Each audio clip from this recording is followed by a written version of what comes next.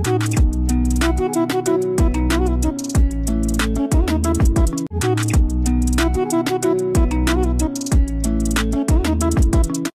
عليكم، مرحبا بكم في قناتي وقناتكم عالم عدلي. كيف دايرين؟ لاباس عليكم؟ اش اخباركم؟ كنتمنى تكونوا كلكم بخير وعلى خير وبصحه جيده ان شاء الله. اليوم غادي ندير لوليداتي البرغل التركي المعروف. هي وصفه زوينه وخفيفه وفي نفس الوقت يعني كتوجد بسرعه. كنتمنى تعجبكم وتجربوها. غادي نبدا. هنايا خديت واحد البصله متوسطه الحجم، قطعتها هكا قطع صغيره. غادي نضيف عليها تقريبا 4 المعالق تاع زيت الزيتون او زيت العود كما تنقولوا. انا غادي نضيف 4 المعالق. نتوما على حسب الكميه، يعني الا ما كنتوش دايرين البرغل بزاف تقدروا ديروا غير 2 عواشق صافي. الله يجعل البركه. غادي نحرك هاد البصله مع هاد زيت الزيتون. انا هنايا خديت واحد 2 فلفلات اللي قطعتهم رقاق. خديت الاحمر والخضر.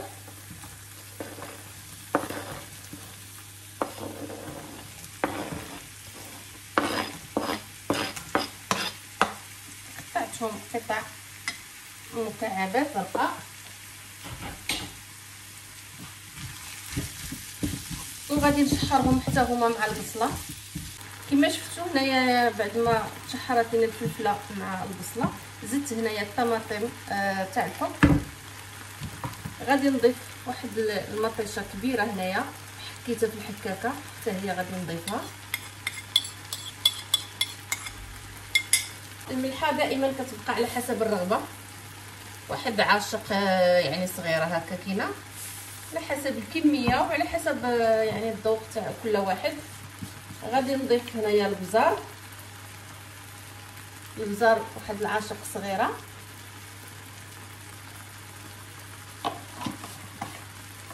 وغادي نضيف كذلك الفلفله الحمراء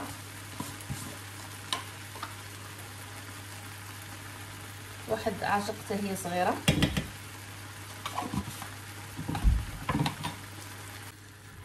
كما كتشوفوا غادي نحرك كلشي هكا.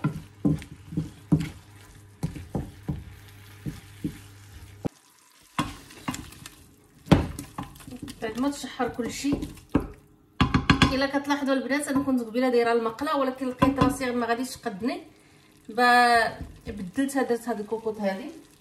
هنايا ضفت شويه د الربيع والقزبر. وغادي نضيف هاد البلي هذا اللي درت 3 د الكيسان بهذا العبار. خديت هاد الكاس هذا درت 3 د الكيسان كما كتشوفوا 3 د الكيسان هما هذا. وغسلتهم مزيان، ضروري تغسلوهم مزيان. دابا غادي نضيف هاد البرغل هكا وغادي نحركو مزيان مع هاد التوابل وهاد الفلفله والمطيشه. غادي نحركو مزيان واحد 2 دقائق. غادي نضيف الماء.